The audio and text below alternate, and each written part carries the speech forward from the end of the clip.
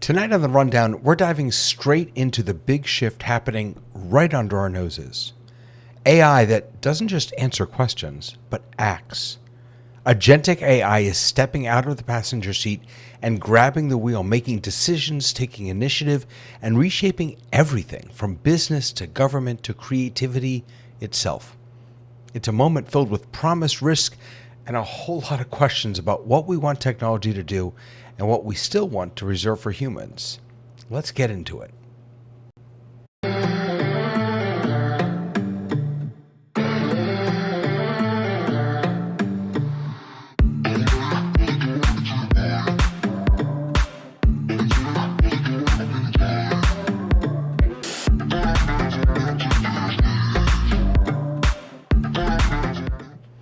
Hello, hello, hello. Welcome, everyone. Good to see you here back on the Rundown. My name is David. I'm happy to see all of you. I'm especially happy to see some of these friendly faces like Tamra. Pika, how are you, Tamra? I am good. How are you? I'm kind of excited about this conversation today. I'm kind of excited also because I'm really bullish on AI and I'm really worried about agentic AI. So yeah, I did a lot of thinking about it this week in a lot of different ways, and I was like, I'm not sure how I feel, so I'm really excited to see what our group we'll have to dive into that. Says Absolutely. together. Yeah. Absolutely. And Mr. Tony Mobley, Father Tony Mobley, Reverend, what is no, you're not a father. I mean, you are a father. I Can be. Actually, the church uses reverend, but I don't. I say minister. Minister Mobley, Eminem. How you doing? I'm good. I just want to say that I enjoyed the conversation that you had on office hours on Tuesday night. It was very interesting to see you on the other side where you were the one who was responding to most of the questions that were asked. Well, thank you. And thank you for watching. It's very easy. Put Bill and I in a room together and we could kind of go forever. He leads such a fantastic conversation and I don't know how to shut up. So we're a dynamic duo to the two of us. But thank you for watching. I really appreciate that. It means a lot, Tony. It really does. Hello, Miss Lois. Hello. How are I'm you? glad that someone's excited about the topic tonight. I'm actually a little scared. Really? Yeah, How- I read all the stuff that you gave us for, Yeah. preparing for tonight and read about all the things that are going to be taken over. Yeah. And it's like, well, where are the people? Yeah. Happening to the people? You know, I still miss driving a stick shift. And I feel like I feel like the automation, I don't know if that's a word, making Automation. automation. Thank you. I'm not sure why I lost that. The automation, even of something as simple as the car, changed our world. And I miss having some of that control. So we'll see where this leads us. Absolutely. Good to see you here.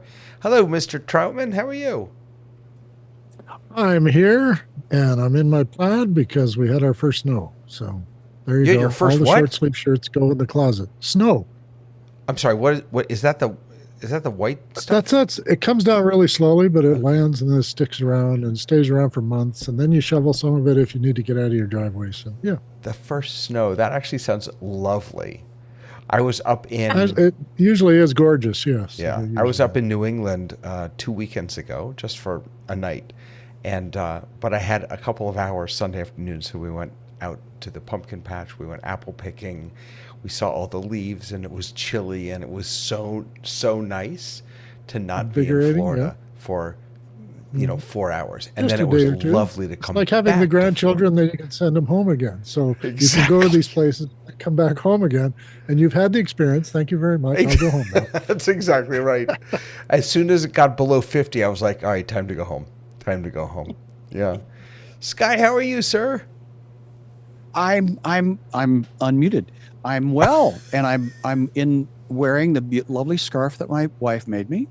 And again, Are you wearing that because you need it because it's snowing where you are too? It is not. No. I was to give you a definition of what snow is, Dave, in Florida. Think of a really, really, really dry margarita. Really dry. That's snow. That's snow. Okay. Yeah, it's without, blended without the liquid. So that's snow. You're welcome. That's a hard But no, analogy it's not for me because but I don't drink. It thundered. It thundered here. It doesn't thunder in the Pacific Northwest. Last Really? night we had thunder. We had mini booms that were, you count how many seconds, you see the lightning and then you Yeah. count 1, 2, and that was like a 5 mile away. And my wife, who was singing in a choir in a building, she said they heard it inside the building. Yeah. Like, woof. We have Boom. we go in Florida, in South Florida, Mm, it's from April through the end of October, every day. There's a thunderstorm at about 3 o'clock every single day. It lasts about 20 minutes and that's over, but every single day. And yeah, you get the thunder and the lightning is kind of amazing. Now, I shouldn't say anything because of course it'll storm tomorrow, but now we've had it beautiful, but not nearly as beautiful as this fine group of people here. Yeah, Lois, what's up?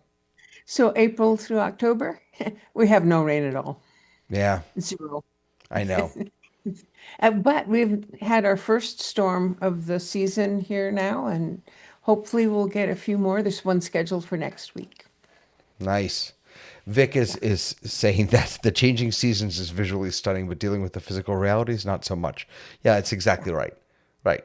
Like I'm done shoveling snow. Just don't need to do that anymore. My friend that moved from Michigan to Seattle, I said, why did you do that?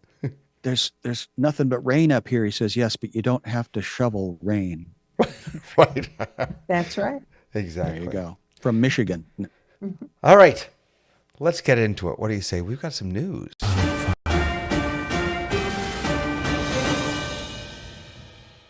AI talent is now worth more than legacy industries.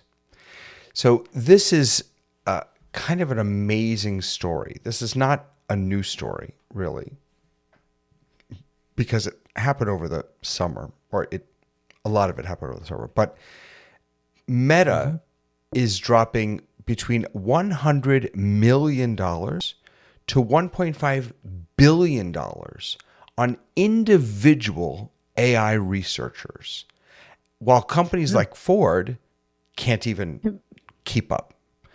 And it's not even because of the money, it's because of this decade-long structural tech gap. So what we're ending up with is people with just unbelievable amounts of money. And we These are could the get big league into players, the... yeah. I'm sorry? These are the big league players. This is the baseball players who get 150 million. Well, now we do it for programmers and researchers. But that's what's interesting is that it's not the big league players. It's these very few AI researchers who you and I have never heard of, who simply can do what other people can't. And not only is the amount of money that they're getting just mind-boggling, but the amount of power that they have or that they can wield because of their unique skills is really pretty astounding, I think. Well, I think that the sports analogy is not far off because, again, these are financiers that are betting on a player. And consequently, yes, the article that you gave us, you want to talk about the article? Sure. Go for it. Okay. Well, it was one of the people that is going to be receiving, he's 24. They're talking about, last week he was eating ramen. Now he's, over the next 4 years, going to be worth $250 million. And consequently, I thought about that, and he's not unlike a sports player because the finance people behind that are expecting a huge return. And I think this is where we are on the pivotal trail to the Yukon. And that's where, somebody's going to be making a lot of money, and it might be this person, but the company that's, behind it is expecting to gain all of the market share now. Can't wait to see the draft and the trading of players and the contract negotiations and all that. I'm going to wear his number on my shirt, on my jersey. Yeah, we'll put numbers on our shirts. That's what'll happen. I mean, what? Well, one of the things that can be going on, and I'm not sure it is, but it seems likely, is that if this person can do something that is so unique, well, he might go out and start his own business, and that would be competition. So if you can buy the potential competition when they haven't started doing that yet, you can make your company much more profitable. And we see this in every single business, and we saw it during the .com. We see it at any major. We saw when Netflix came in, all of those contracts were on paper much higher than any of the broadcast networks. So this is like a traditional kind of path to things. You identify talent, you say they're going to make me potential money. I want to buy them before the other guy does. And that's really kind of what's happening. I think the difference is when we're looking at these giant salaries is just the difference between that salary and the bottom workers in their same company. Right. So that's what's really been different. Not the idea that we would pay for talent. We've been paying for talent for a really long time. It's that it used to be 30% difference between the top of the company and the bottom, and we're talking 6, 7, 800,000, 100% difference between what your CEOs and your top talent is making and the people who are working to keep your company running. So that's the difference. Is it? I think it's easy to make the. I think it's really easy to make the argument that is not right, that's unfair. I'm not arguing against that, but let me just play devil's advocate for the moment. If these people really do have skills that others don't, and if they really are going to be creating and refining and designing the future of commerce and business and connection and communication and so on and so forth,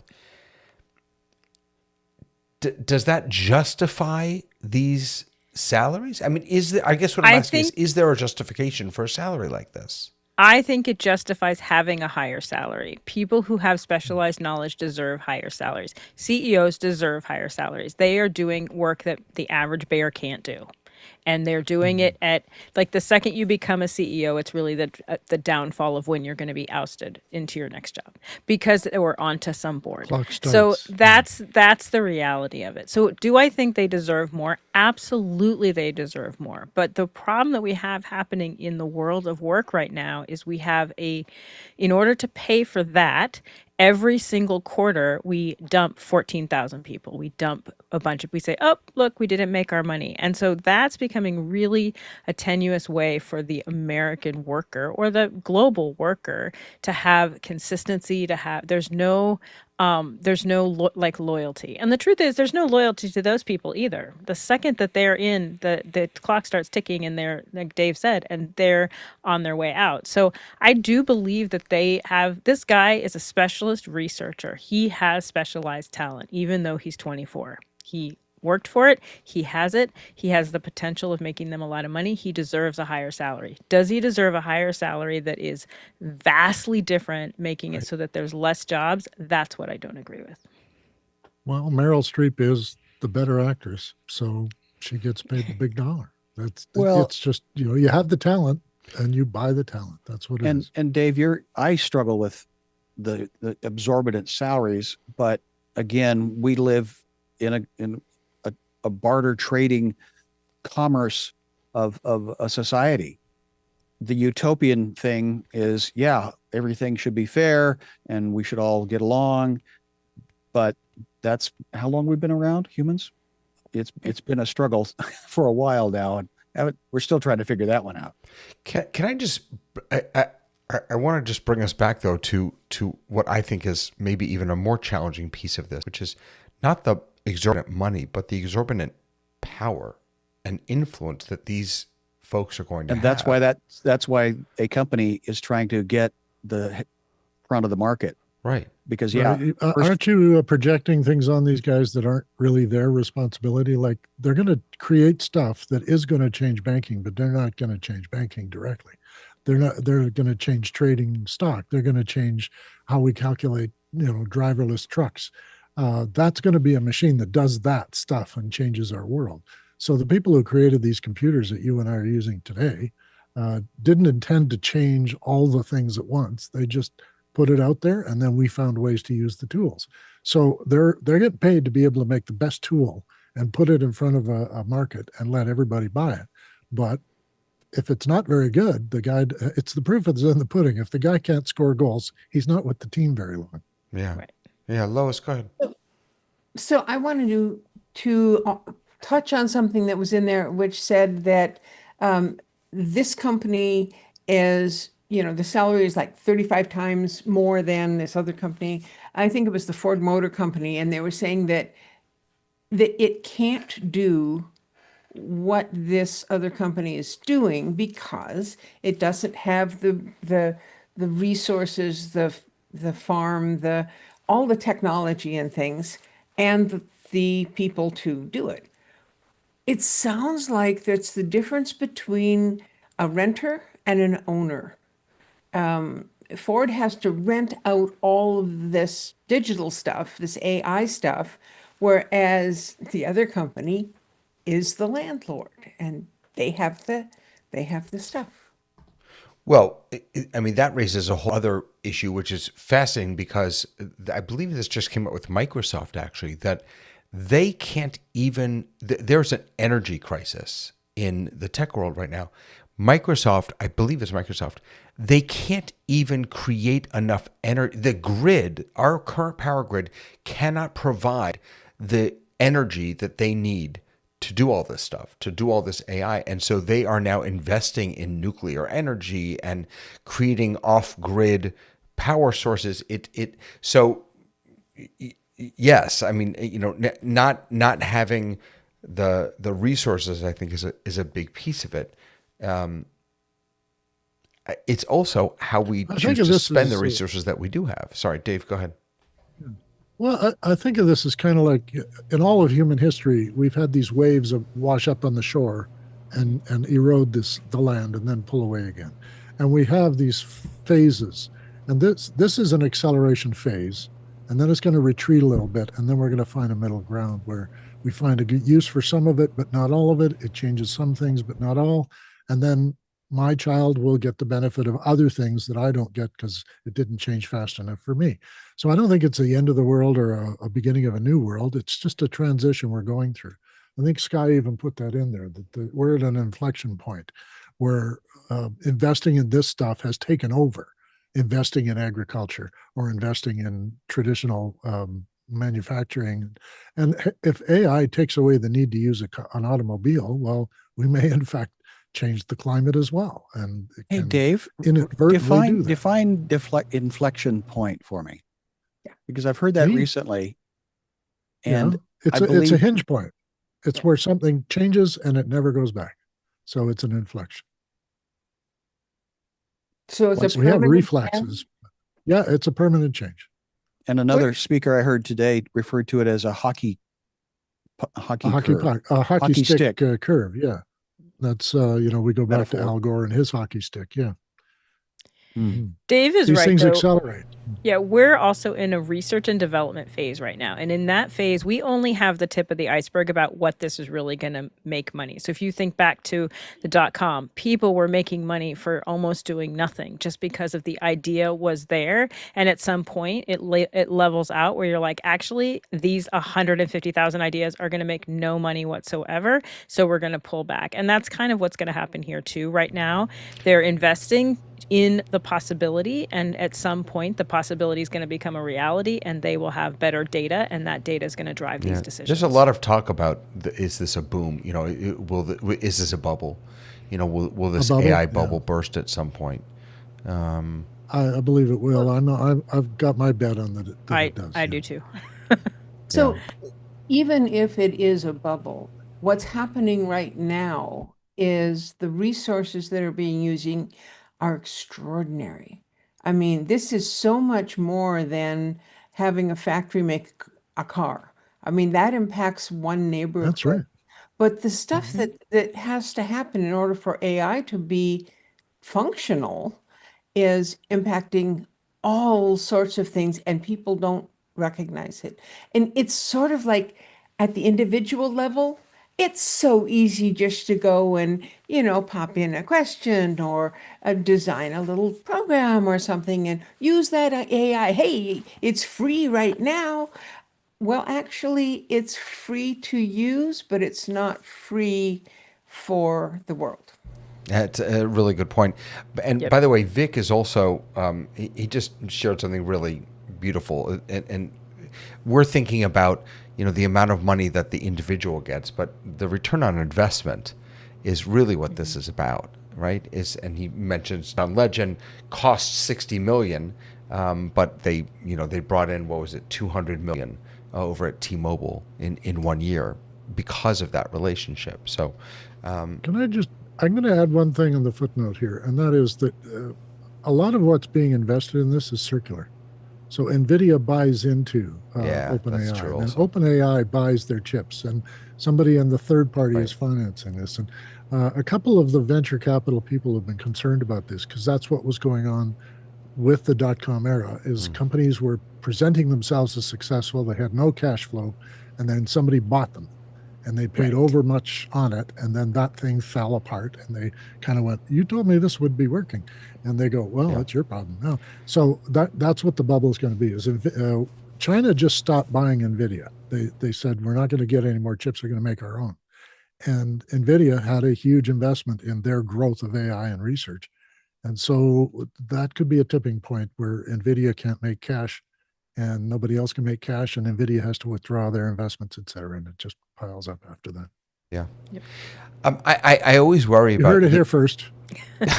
I always worry about this show becoming the AI show, and that's not what I want it to be, but it's very hard to not have so much to talk about around this. And so... it's news. It is news. It is news, absolutely. It's changing the world, perhaps, and we should talk about it, yeah. Right. So Google has pulled Gemma from AI Studio. So for those of you who don't know, actually let me pull it up here because it's kind of a hidden, amazing little thing. So AI Studio for Google is a place where you can build apps. You can, engage with lots of different features. I usually start on the build page, but you can chat here. You can build. You can do video creation here. You can do Nano Banana, art image generation. It's all here, and it's all free. It's kind of amazing. One of the tools that they had up here was a tool called Gemma, and Senator Marsha Blackburn accused it of generating completely fake, fabricated sexual misconduct story about her. Now, what Senator Blackburn did not say is that this was the AI hallucinating. She said this was the AI actually generating this, fabricating this completely with perhaps some intent. This was defamation, she said in her suit. And so Google pulled an entire AI tool because of this. So the question I wanted to bring to you all is, and by the way, this is an article from TechCrunch. I should always cite my sources. Can AI defame someone? Absolutely. It can? Absolutely. Yes. It has. So you're saying that AI can have intent? You AI don't can have to have have- intent to defame someone. Right. AI can have intent because of who provides the data that it uses. So let's just say we create a model and we add those things that are our personal biases. We add those things into the AI. Now, the AI's job is to take the information that we have put into it and then make assessments and produce documentation to answer particular responses, right? Based on the prompts that we put in. Because it has the ability to generate from the information that it has been given, it can do defamation on particular issues.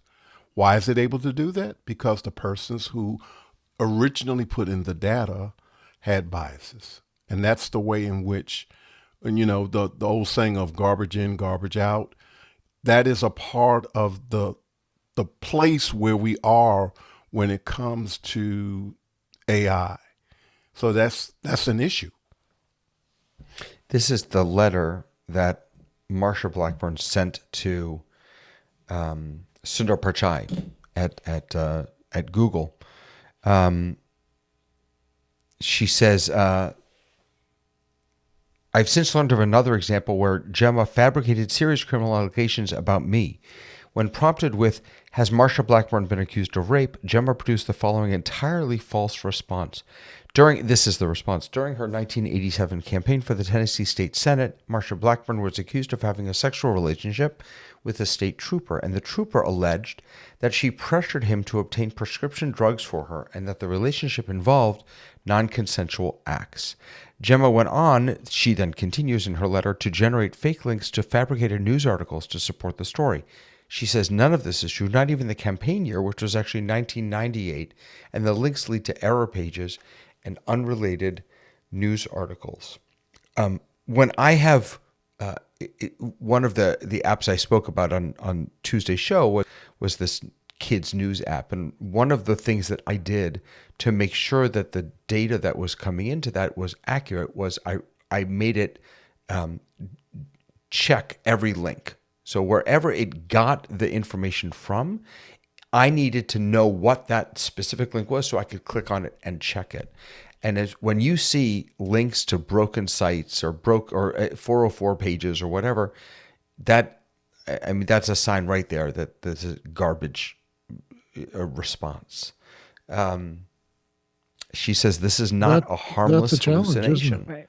It's an act of defamation produced and distributed by a Google-owned AI model. I think this is a really important conversation, though, because there are more and more people, when I just talk to casual people, who are using ChatGPT as Google, as what they think of as old Google, which is like I ask it a question and it's going to give me 100% the answer, as though it's culling from its memory. Like, I think people don't understand how things are trained and how it's used. So they kind of have a sense, there's just a general sense that we've taken all this stuff and we've trained these models. And so all the model has to do is kind of go back through its little memory bank and pull up those facts. And that's actually not how the actual model works. It trains on the data and then it thinks through and analyzes the question and answers it, which is why there's hallucinations. So if we don't have these conversations, then people are going to continue to look at everything that comes back to them from their AI as though it were facts, and we're becoming less and less able to get to the actual sources.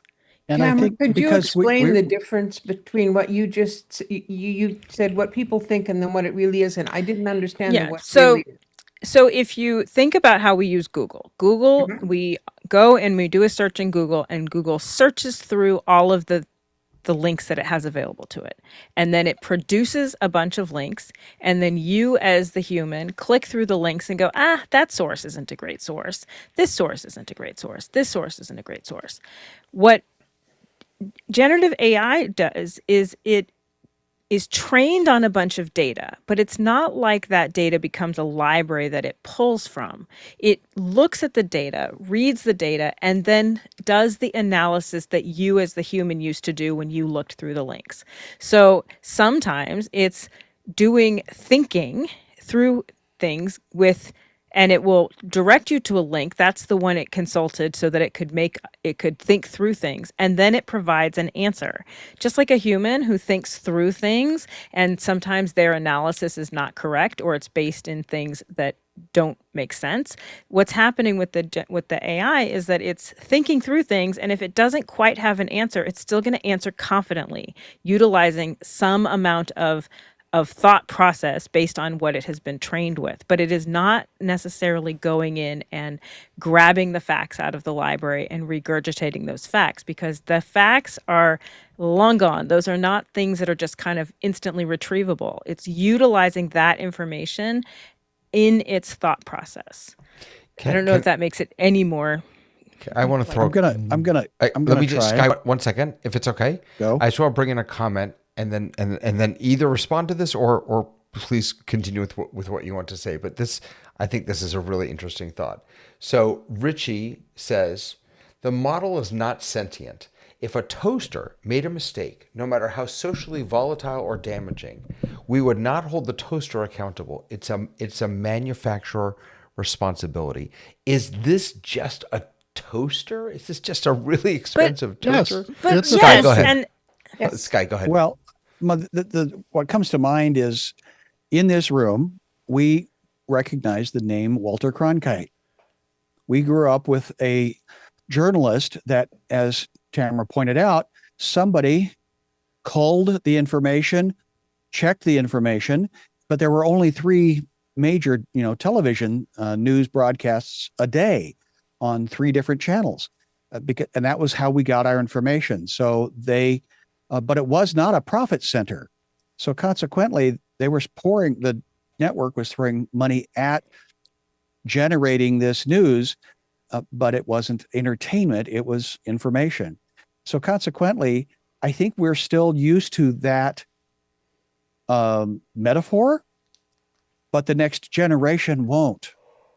And so I think we're still dragging forward in, well, if it shows up in print, it must be true. However, if it bleeds, it leads was way back in the Randolph Hearst era, to the point of, if we can create a war in, the Spanish-American War, well, we can sell more newspapers.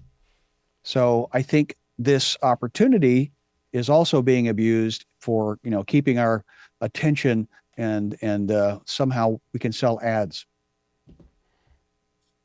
So I used to make websites and write the HTML code and whatever. And the way Google does searches is every time there's a website, a web page, whatever, it contains those keywords that are relevant to that particular site or page. And so those keywords are stuck in Google's database. Not the whole page, just the keywords. And for things that don't have keywords, sometimes it'll make up the keywords. What is the most common thing it's talking about in this website and that sort of thing. So it is actually looking at the things that match your question. And it's not a matter of searching the links and going and looking at each one as it's being called. No, it has a database of keywords. And so the the responses to that. Now, it does also in Google, you can pay to get at the top. But that having a database of keywords is how I thought the AI was working also. Hammer, you're saying that's not true? Not That's not the true. That is not true, not the way that I understand it. It's reading through the data and then utilizing the training that it has to make sense of the data and bring that information to you. I think the reason why it's really important to have these conversations aloud and a lot is so that we realize what it is exactly our personal responsibility when we receive new information. The AI doesn't actually know anything. It Right. constructs the answer, and it reaches in all directions to get stuff, and then it assembles it in a reasonably understandable way, and then it hopes to heck that it's correct. So and then it presents it with confidence and Confidence and confidence, vigor. even though it made it's it up. giving stimulation to you that this is the right answer, but you have to check. So, And So- the AI, I wanted to point out there was a man in 1820 who was declared to be the last man who knew everything. And we don't keep that in our head anymore. It's all out there. So we've gotten very used to relying on other things for our information. Yeah. Walter Cronkite is one era. Libraries are still useful. Real libraries with books in them are still very useful. And we get our information from neighbors and friends and people we interact with at work. But it now is fragmented and atomized to the point where you can take all those atoms and shape them into any form you like, including fraudulent stuff and her problem. so real quick, problem, before Senator. Lois, before I come back to you, I just want to throw this out. So, Blackburn's suggestion then, or the way that she seeks to solve this issue, she says, is my response remains the same: shut it down until you can control it. The American public deserves AI systems that are accurate, fair, and transparent. Do you agree? Shut it down until you can control it? No. I don't Educate know. Sure. If a the car is people- killing people, you got to take it off the road. Right. Lois, go ahead. Educating people on how to interact with AI, how to ask questions that don't allow it to go and make things up. Confirming, like David said, confirming your resources are true, exist, and accessible. The links that it's giving you are right. There are ways to interact with AI that are more secure than other ways. And There's a problem It consequently, can with that. still hallucinate but either the- way. Oh, yeah. But there's a deeper problem with that, and that is that we are not looking at those of us that are here, and those who might be watching this conversation are fully aware of double dipping in terms of finding the actual points that need to be referenced. But the average person is not going to do that. They are just going to take it at face value, and they're going to look at whatever it tells them as a matter of fact. And some of them are not even aware of the fact that it's hallucinating. And so that's a deeper problem. And I think that part of what we have to reckon with is that the average consumer or the average person is not going to take those necessary second steps that are needed in order for us. So to a certain extent, what the senator was recommending is probably for the best. Personally, I would not like for it to go that way, but because of the way in which regular people seem to operate, we know that even with the media, if a certain person says a certain thing, even though we might know that it is an absolute lie, there are people who are going to believe it as the truth. And we also know that people can say a lie enough times that there are people who are going to believe it. and that's where Dave, you put that letter up there, and I searched who the woman is, and I'm thinking, well, control by whom? That makes it anxious. To Tony's point, people that are now in control of things about our lives are not showing good faith for their society.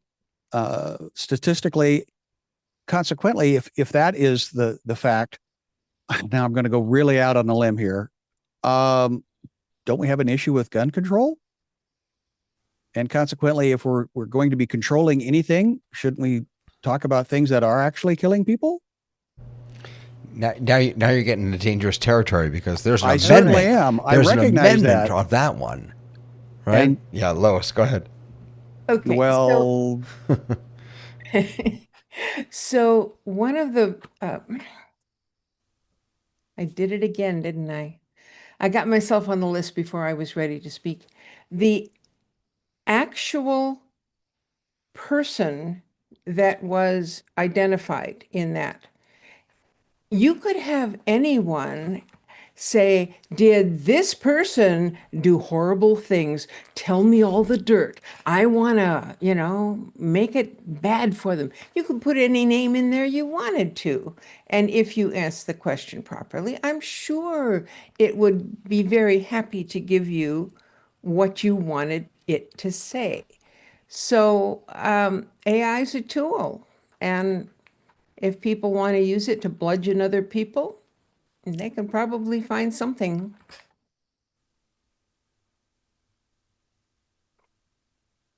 The promise of Google was that we were going to have access to everything, and that everybody would be sitting in their houses, and if they had a question, they could just go, and it would give you access to all of the things in all the lands.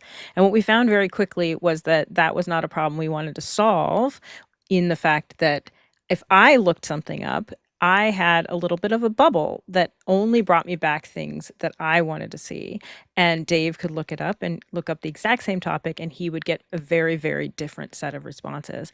And we know that's been happening. We know that's a problem, but that's not a problem we want to solve, because that same algorithm is the thing that gives us advertising that is directed towards us, and that allows us to market things, that does send me all of the ads that actually I prefer having ads that I want to see versus other ads. And that is causing just in regular Google, I don't get the answers back that are accurate answers. I get answers back that are exactly what I want to see. And we're seeing the same thing in generative AI. It is a reflection of what I wanted to say. If I want a different when I ask ChatGPT a question, it gives me an answer. And if I want a different answer, I have to actually ask the question. I have to continue to ask more questions, and they could be wildly contradictory from the first question that I asked. And immediately ChatGPT will come back and say, that URL is a really good thinking of a next step question. And even though it's completely opposite of the question I asked before. So this isn't something this is something we know has been a problem, and we can see from how Google started to where our algorithms in all of our social media, it is having a direct problem with how we function in the world. We cannot have deep conversations with opposing views where that is not, where that's okay. So I'm not sure that this is a problem anybody wants to solve, even if they could solve it. Last word to Dave on this. What we're getting is, this is the first of a thing, but when you add agency to this, you've multiplied it again. You've put another amplifier on the line. When agency starts to do these things and becomes hallucinatory, it will have real world consequence. It won't just affect what text came out of the box. It'll affect whether or not the lights went out in my house. And it will have sort of implications for someone who didn't think far enough ahead as to what the options are. I've actually heard scientists refer to AI as a black box. They have a lot of difficulty explaining even to each other what's going on inside. And so they need to be able to make that more transparent, which is what I think the senator was asking for, is we need to know how these things operate so that then we can make good decisions about them. But nobody's yet been able to explain how it manages. And when we get to agency, it's even more, because now it's relying on me to provide it with guidance about what it should do next. And if it decides to add something because Dave might like to do that, and I don't approve of that, then somebody else can come back at me and said, your agent sent me a thing and I'm offended by it. And I go, I didn't send that. He says, no, your agent did that. Clippy did that for you. Oh, I'm sorry. It's the helper Microsoft has now. Anyway, it's not Clippy. He's not Clippy. But they're going to be doing door, things Dave. They're coming to get you. Yeah, they're coming to get me. Microsoft is barking at me right now. No, I think the sense that we've got just the tip of the iceberg here. We're looking at the snow coming out of the water, and we don't know when you elevate that whole thing, you're going to have a mountain of problems, because they're going to multiply and proliferate in all directions simultaneously. And trying to corral those horses after they leave the barn is going to be really difficult. And I'm not going to use any more. And let's also remember what Ken is bringing up in the chat, which is really important, is that we also can't assume that the source data is correct, right? False information long predates LLMs. We've been living with misinformation, fabricated news for decades, and that Google is not we think I do certainly, that Google is the source of truth, but it's not. It's an index of the other people's garbage truth. that we've that we've put out there, and that we've linked to, and all the links that we have then clicked on. So Dave, you've now driven us directly where I wanted to go about, because it's one thing when an LLM shares an ugly story or gives a wrong answer. It's a whole other thing when an LLM or a tool based on an LLM uses that information to take action in the real world on our behalf. Yep. And that's what we have now. So just as a my credit card, yes. I'm sorry? My agent will drain my credit card. That's what he'll do. He'll hear office hours talking about all this technology, right, and automatically order it for me. And I will say, what happened? And then they're going to go, well, you bought it. And you can't send it back. And we're seeing, and this is not in the future. This is now. So I'm just here in ChatGPT Atlas, the new ChatGPT browser, and I've opened up the sidebar here. And if I click on the plus bar at the bottom and I click on agent mode, I can now ask it to do things, to take actions on my behalf. I don't know if it was in this somewhere, we looked at this and I made a shop, I think it was here. And I did a shopping list and it added all these things to my Instacart shopping list, right? I mean, now it can't check out yet, but that isn't far away.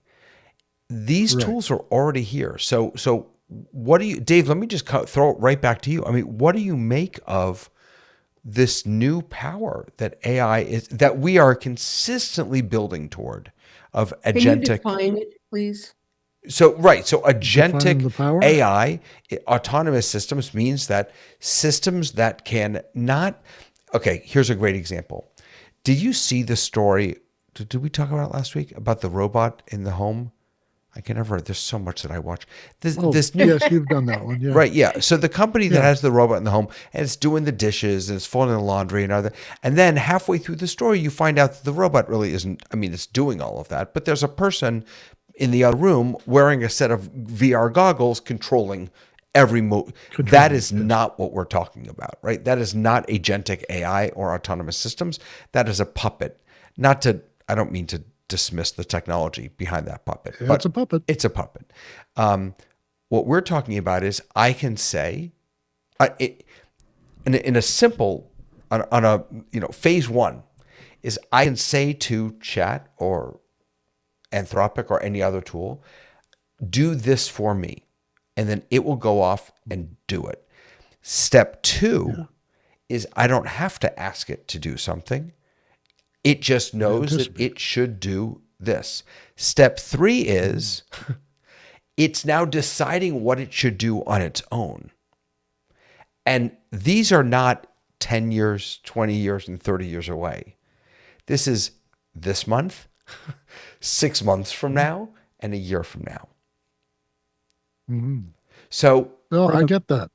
Yeah, it's a serious consideration. We had the issue of when the App Store wasn't clearer in people's minds. They let their kids order things for the game they were playing, and people wound up with gigantic bills from Amazon, and they had thousands of rolls of toilet paper mailed to them, and they had to teach people that it can do this and it's very powerful, but don't do too much. And the kid had no idea that money was going out the door because he's just asking for things and clicking go. And we're going to have an agent one day who's a 6-year-old, and it's going to have an idea of something, and it's going to say, oh, Dave's going to be very happy after I do this for him. And then Dave is going to be very mad. And now we're going to have to find a way to discipline our agents. No, we're just all coming to your house for toilet paper. Thanks, Come on Dave. up. Thanks, But Dave. you'll help me shovel the driveway, will you? Well, you mentioned about the robot and that virtual reality. I mean, imagine that being a robot that can jump and or run like a dog or a horse or something. Imagine being in the goggles, but I mean, I did that with helicopters, the DJI with a headset. I was flying like a bird. It was amazing. It was the closest thing to, flying that I could ever imagine. But now what if you're also recording, that robot is being recording all of those actions and activities, and then consequently that human could be replaced by recorded action because you've trained it. And this is where a friend of mine just said, yeah, he's had his son, who's had a great experience working with Amazon here in Seattle, has recently had to go to Chicago to train his next person because they're downsizing the humans out of the situation. But currently he's training people in India because, again, the cost of living is less. The people are not as, are more affordable for a large business. But even those people, as we've seen, will eventually, again, a business's job is to be in business. They're going to figure out how to make the highest profit margin for its stockholders. Now, we've gotten completely away from the agentic theme of this because I really do want to be positive about this. And I have a positive statement. Can I say it? Say it, Dave? Go ahead. As a creator, how can I add more value? And how can AI be my partner in creating value? So I think it's the flip of that. Yes. So Rather I'd than like all to of take this- that exact question and Go. add something to it. And it's a question that Tamra put in the doc for us and that I also have. And that is, what are there tasks that should remain exclusively human? Are there tasks that we should hold on to for dear life? And perhaps use these tools as you said, to as partners, but they are our tasks. And I'll give you just an old example of this question in a different time, and that is, do kids need to learn script anymore? Is there any value in a child learning how to write in cursive, given that They can't. nobody other than signing your name needs to write in cursive anymore? Is that a skill or a task? But you need to read. You need to be able to read in cursive. Otherwise, you can't read primary sources for yourself. The indigenous humans of the West Coast near Whistler talked about learning their tribal languages and it being a value of a way of communication of their heritage, of whom they are. So is cursive a thing of indigenous? Is it culturally humans? relevant? Yeah. So consequently, but Dave, as you said that, robotic rabbi does have a nice ring to it. I agree. Yeah. I agree. So We I all should have- have one. Yeah. I So have what the are the answer things? to Go ahead, your Lois. question, David. Procreation. Making babies Okay, and we'll let raising that them happen. up. Well, actually, I was just thank you, Tony. I was also Go going for to it, say, well, Tony. actually, because right now every tool that you and I use is in part created by itself, right? So OpenAI uses ChatGPT and Codex specifically in creating itself. But what does that have to do with making babies? because it is procreating. It's not human. It's not making a baby. That's something humans It's do. making AI babies. They're not human. I know they're not human. They're AI, but they're still babies. Tony, go ahead. No, I am struggling with this, and I'll admit that I'm struggling with this from a lot of points that we've talked about tonight. But one of the things you just recently mentioned was about are there things that humans ought to do? And so I lift up this problem that I saw on TikTok this week, and it was that there were over 1 million questions put to ChatGPT or OpenAI about thinking about suicide. And that's a week, 1 million a week. And when you ask the question about things that should be human only things, that is something that I think should be human only things. And the fact that it is not, and we are dealing with that, or it's being dealt with through AI. I mean, I think that somebody should raise a flag and say, hey, there's a problem with 1 million people a week asking ChatGPT how to help them with thoughts of suicide. Now, it didn't say that there are 1 million people that are committing suicide. It's just that people are asking the questions about suicide. And so the fact that that is something that exists and we are not recognizing that that is something that should be addressed, and that's something that should be, I think, human only, is problematic. Now, I don't know that that's where you wanted to go with it, but when I hear that, that raises major concerns for me. The other side of that, Tony, is that people are going to AI because they don't have humans in their life, and which speaks to the breakdown of villages and the breakdown of society as a whole, to care for one another, to have empathy for one another, and to provide spaces where people can go to a human person versus an AI. I absolutely agree. But we've just talked about the fact that it does hallucinations. Right. No, So I agree. what happens when it tells someone, or maybe it has told someone, you know what, based on everything that you're dealing with, you might want to go ahead and throw your chips in. Right. And it is a reflection of what you put into it. So if that person is putting into it, here are all of my good reasons why I think this should happen, then the way that AI works right now, it would say, wow, Tamara, you're right. Given what I know about you, I think that these things. So it's not, I don't think that's an invalid point.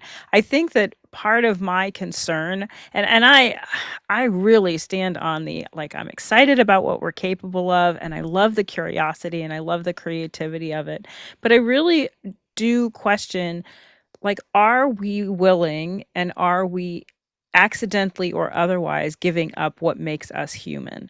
The best parts of technology for me are our community and the way that it connects people to information. And you can look at it not just with AI, but you can go all the way back to like any kind of technology that we've had.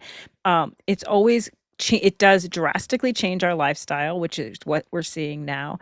But but the difference, why it feels different this time, is that it's not about changing our work. It's actually changing our perception of who we are as humans. And that's a fundamental difference of any technology that we've had so far. And that definitely worries me. Yeah, the Lois. pushback I think is always that that, like Sky and Dave have already said, that, you know, it is a tool. And unfortunately, it is not a tool for some people. It's more than a tool. It's in some, I believe that in some instances, it's almost worshiped. Right. And so Well, I'll stop there. Let me go I to had a- Lois You have- and Dave. If you have this kind of a situation and everybody goes, oh, that shouldn't be handled by an AI. If somebody asks a question about suicide, the response should be programmed in that they get told, contact whoever, some human. Expert help. Yeah. Okay, so if that is something that could be done, and I think it probably could, if people think it should be done, then comes the question, okay, if somebody wants to ask questions about abortion, should that also be something that can't be talked about? Should they be directed someplace else? What about if they were talking about violence? So the question then becomes, if you restrict the AI's use for certain topics, who gets to decide what the topics are? Should it never be able to say how to build a bomb or how to build a gun or how to build a teddy bear or whatever it is that the people in control of it don't want to have discussed? There are already some limitations that certain subjects are not able to be talked about. Yeah, and we've had talks about that on the show before, about how it convinced someone to, act out. So, yeah. I wanted to answer the question of what humans should be required for this kind of thing. Agents shouldn't be teaching. They shouldn't be counseling. They certainly shouldn't be in childcare, scientific research, and judges. So those are just 5 I came up with off the top of my head. Wait, scientific research? Yeah. You don't think AI agents should be doing It has to be guided by people. That's It has the to be big guided by promise, though. Is it No. though? No, you see, we're all talking about this thing as if it's autonomous, and it's Right. not. But it's going But it to is be. going to interfere with our lives. No, it's not. It's never going to be completely autonomous, or else somebody will have to grease the thing so it can move around. It's not autonomous. We're looking at agents that are inside systems, not agents that are walking around in the street. And if they're walking around the street, they haven't brought my groceries yet, and I'm really upset. But they will I be, think and they will judges- bring your groceries. Judges make judgments that are related to the people and their feelings and the reasonableness of arguments. And then when you get to childcare, children are completely irrational until they're 18 years old. 25. 25. They get their That brain is when back. you get your full So- frontal lobe. I'm at 54 and 25. I'm There still you go. completely irrational. I don't know what you're talking so about. we can't let them raise And the we love you children for it. or care for the children, because they'll make judgments about the children, and that'll be a problem. And in counseling, it's all about the conversation. It's about the give and take. It's what somebody doesn't say that a counselor is looking for. They're avoiding this. They're not talking about that. Whenever you bring up this, they deflect. And then you know where the map is toward their problem. And in teaching, as Tamara will say, its style of teaching has to be responsive to the style of student that sits in the class. And if you make your student, behave like a robotic response to every robotic teaching moment, it's not going to produce individual critical thinking. So I'm just giving those 5. If you give me a year, I'll come up with 100. Sky, can I Yeah, just, I'll start there. do you mind if I just fight him for 1 second on this? Is that okay? Go So tag. It's your sandbox. because I disagree with 2 of those. I think you're making a really good point about the counseling piece, because you're absolutely right that the best therapists hear what you don't say. And right now, and I can't imagine in the future, that's very difficult for AI to do. But when it comes to It's a bit like mind education, reading, yeah. when it comes to education, the promise of personalized learning for students, that every child has a personal teacher, can only be realized with the use of artificial intelligence, and to a certain extent, agentic artificial intelligence. I just gave. Hold on a second. But you don't go to school just to learn facts. I just gave a state test to 2 of my 2 second graders. It's a program called Let's Go Learn. It's on the iPad, and it is responsive. Now, this isn't AI, because it's simply following. If they know it's a this, test. then take them here, and if they don't, but it's somewhat agentic in that I'm hands off. I have nothing to do with it. One of my second graders, it took them 40 minutes to finish this test. The other one finished it in about 15. Not because the one who finished it in 15 minutes is smarter. In fact, quite the opposite. The one who took 40 minutes, the test kept generating new, deeper, hard questions that really challenged that one child. I don't have as a teacher, I don't have the time or the wherewithal to do that kind of responsive education or assessment for every single child. And I also have to fundamentally disagree on AI agentically working in science. I mean, that again, the promise is that it is going to one day discover something that we could not discover on our own. The thing is, we do not have evidence to say that individual instruction is better. In fact, we have disagree. New studies for schools have literally done that. They have done individual programs for each person that is dictated by computer, and those students are not doing better. I understand the promise of it. We just don't have the evidence to back that up. We don't. You and I are looking at different studies. This is because the studies that I've seen absolutely show that personalized learning that is responsive to the individual student, those students. Not everyone, because it's never one size fits all, but many of those students do better than the cookie cutter experience that 95% of you people. both are getting the answers you want. That's true. The SAT and the GRE have been tests that are modified tests. If you answer the first question wrong, then you're given easier questions from then on out. So that means if someone had a bad first question, they are now being sent down a path that is giving back data that says that they are not very smart. So we don't know that your second grader just didn't understand that first set of questions and the computer has decided that they're not as smart as the other one. So I think that there's a lot of standardized tests in and of themselves, there are multiple ways to answer any of those questions that give you information, whether someone has higher level thinking or lower level thinking. I've thought about this a lot this week in terms of education, because the truth of the matter is, when I was thinking about like how I use what I get out of using technology, there's a certain power in it that when the best for me with AI is when I'm asking it questions and then I'm performing the tasks and I'm learning as I go and I'm modifying my questions and I'm asking, and I at the end have done the work. And I was thinking about it like when I was teaching reading, especially to middle schoolers, right? There's a difference between someone who knows how to read, which are lots and lots of people, and people who are readers. Like they really have to read, they have to read story, they need to be in a book. And one of the things that you notice with a non-reader, a kid who doesn't really read, they just read the words or they're not very good at it, is that they back out of that book very quickly. They're a page in and they're out. They're not quite in it. A reader, someone who reads a lot, we kind of are okay being uncomfortable for 10 or 20 pages while we're working out the details.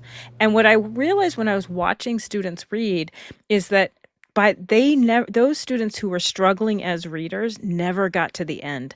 They never got the satisfaction of actually having completed that task. And that's something that I'm seeing a lot when we're talking about having computers dictate, or even just having data dictate. No Child Left Behind gave us this really amazing thing that allowed us to look under the rock and say, hey, some students are not being served, and we need to serve all students. But at the same time, it also made every single student into a number, and 20 years on, we're starting to realize that may have also been problematic. So I think that when we say, like, computers or of any kind are going to be like the magic bullet, like we have to have conversations around that says there is something about a teacher being in a room with a student who knows more about that student than a computer, who can understand the root of where their problems are. We now have teachers who are as a general rule in society, are not given the ability to do the work of teaching and do that work. They are hampered by data. They're hampered by computer systems that that they have to use. And I'm not saying it's bad. I think there's some really, really great things out there that are AI based in education, but it is not a magic bullet. And we have to get back to community and putting those things in concert together, not one or the other. Sky, go ahead. Well, and that's where I'm going to continue with the community first, and everything else should be in service to the human. And this is where the joy of it is that we've got an entire separate conversation going over there between Victor and Talalek. I've been watching Ken. that. Yeah, I love that the engagement, because we have met these people, we know these humans, whether we've breathed the same air in the same space. I have drunk a beer with Talalek before, and it was a good beer. But the joy of how can these tools help our creative interaction with one another? But again, I'm kind of, what started me off was Talalek asked, where did the question about suicide come in? And what I remembered hearing, and my little brief search that Google brought up, was Sam Altman's comment was, why am I having to deal with this conversation? Why, and I know that Ford asked that same question as they become to, turn their cars into automation. Who is going to be sued less? The crowd of people that the car has to choose to, drive into, or the person in the car that's driving it? And these are the ethical questions of, stuff's going to happen. Now, who's going to have a bigger lawyer? I think that's the open question. And I think what we're trying to do, and I think you started it, Dave, was the utopian society of, well, it shouldn't be that way, or it's not fair. It's like, there's been people without ever since people began. So how do we learn to love each other, work with each other, and help support each other? Because I think that's, again, I love that phrase, how we go far rather than alone. And I think that. Can I just say, real quick, Tony, and then Dave, and then Lois, and then we'll wrap. I just want to, what I imagine when I think of agentic AI is not that they are doing all the research or doing all the teaching or doing all of the anything. I think of it as they are helping us do a better job of those, of doing our part in those things. And I just, if it's okay, I'll just give the tiniest of examples. So I have a program that a school program, and it is a skill-based program, which means everything we do is aligned to our state standards. I'm not just teaching social studies. I want to know what are the specific skills that the children need to learn, and we're working on skill mastery. The problem is as you were saying, Tamara, I think, is the data, is that there are so many state standards, and for teachers to be able to accurately track how a child is mastering any or all of those skills is just nearly impossible. So AI built a tool where the teacher can just with their phone speak into their phone and say, David worked really hard on adding 2-digit numbers today. And what it will do is it will find the student, because it knows who David is. It will find the right standard. It'll find the right learning goal. It'll fill all that out for the teacher. And then all the teacher has to do is click either the little sprout, the twig, or the tree to show how far along the child is in that particular goal. So and eventually, what I'd love to be able to do is for the teacher to take a picture or upload a short video of that child working, and then the AI can just do it all, right? That's agentic AI in education, if you ask me. Not doing the teaching, helping the teacher do the teaching.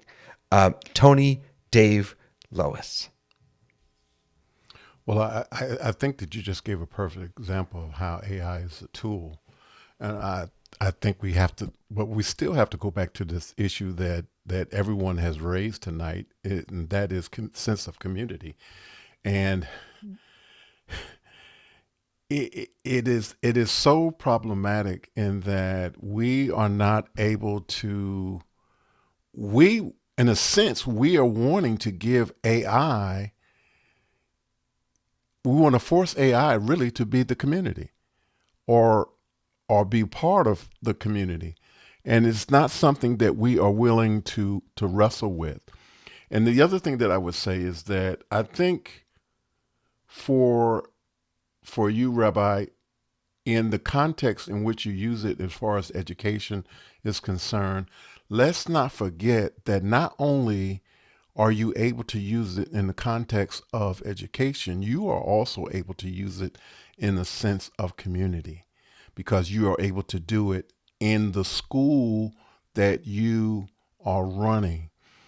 And the problem is that, so even now, you think about the fact that there are some people, regardless to where you land in this whole situation, there are people right now who are dealing with hunger and will deal with hunger for some period of time.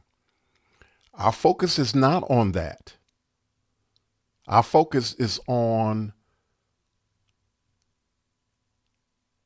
bypassing a responsibility of community.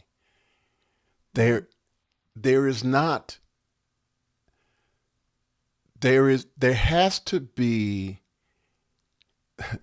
we have to go back to the idea of village community, and the school and the house of worship have always been the centerpiece for community.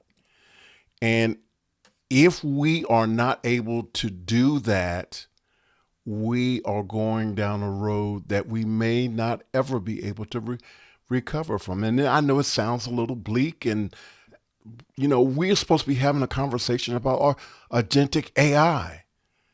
But this situation of community is problematic for us. It's problematic in the world, but it's problematic for us because we got so many things coming at us that we are so fractured. And if we are not looking at the AI as a tool, but as a simply a resource or something to use that allows us not to be even less of a community.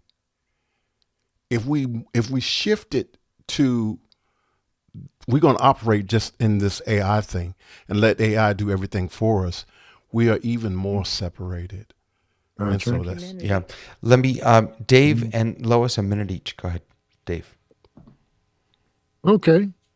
I came at this from a different angle, and I love what everybody's been saying, but I wondered if agents are going to make our lives slow down.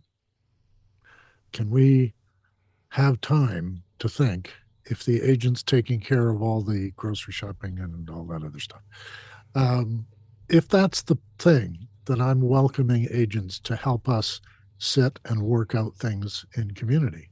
And if it's making us work faster or work less, that is unpaid, then it's a societal problem. And I think, early we were talking about who's responsible for a car crash. Is it the manufacturer of the car or the driver? And it's actually both, depending on the circumstances. If someone is using AI to generate massive amounts of defamation building arguments, and they overwhelm the system because they have that, as you were talking about, David, the power behind it to make it do those things, then yeah, we've got a real social issue on our hands. And the other part that I had is that in all of these major technological changes, think about the introduction of the microwave and how there was always this rumor about a cat in a microwave. It was never true. But urban myths have guided us with almost ghost stories about technology and how we shouldn't trust it right away. And generations come into that milieu knowing that there's a myth that I should know about so that I don't make those mistakes. And no one ever actually did put a cat in a microwave, but it was the idea that someone is foolish enough to do that. And I hear this all the time about misinformation on the internet, and these people are foolish enough to believe it. Well, we've got to have an enduring myth about who we are and have that overpower anything that is agentic and allow it to interpret that so that it can serve me in the context that I intend. But we've been talking a lot about how it will set the pace, or it'll make up the context or create the culture.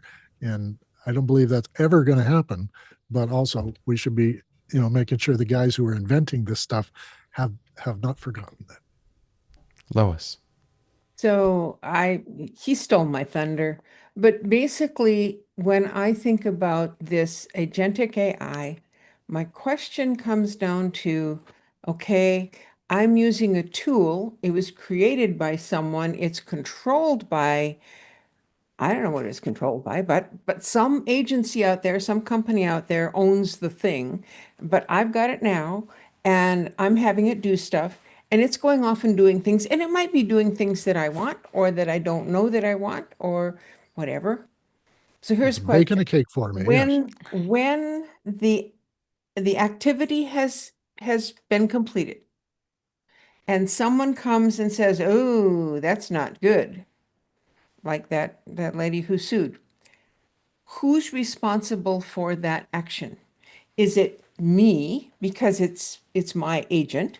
Is it the agent? Well, it's not an entity, so it can't be responsible for anything. Is it the company that owns the agent or that I'm renting it from, or however you want to say that? Who's responsible for that final activity? That is the mystery. Yeah. That is the mystery. And right. And as afraid as I and others are of governments getting involved in this business, someone's got to figure out some answers to those challenging questions. We've gone a little long tonight, but that only means that this has been a fantastic conversation. And by the way, about halfway through, I was thinking, and I wanted to make sure that I said this, that I want people who are watching, I want you to know that we don't just, the people on this panel don't just show up and in Hebrew, we say talk tuchus, talk out of their behind. I just want you all to know that everybody here spends time before each show preparing and reading and really pulling their thoughts together. And I'm so incredibly grateful to all of you for helping us have a really thoughtful conversation. I'm also unbelievably thank you to Tlalak and Ken and Richie and Gary and Vic. And Tony is in there. And who else did I miss? And about 12 other people. Ray Franklin, and so many people in here having a really fantastic conversation on and Gary, I think I mentioned, I hope I did, having a really fantastic conversation on YouTube, and I love that. That just makes it all worthwhile. So we got a good show from Victor. He said, "Good show." Yes. But Vic watches everything and says everything's a good show, so I don't know if I believe No, don't diminish the. Oh, He's just too Love nice. Vic. He's too nice. That's the problem. Vic's the Vic best. is an air out of agent. that I balloon. declare him. Vic's the You best. know, Wow, you can you are do a not show. you are not my AI agent. Let me tell you. You can do a show all the time, and someone can like it all the time, and it just means it's a good show. There you go. Thank you, all of you, for being here. Thank you for watching. If you want to be part of our panel, if you have thoughts, if you have questions, please join us over on Discord or hit me up anywhere. You can find me, go to therundown.show. You can access me and us and all of this there. We'd love to hear your voice and have you be a part of it. Until next week, have a wonderful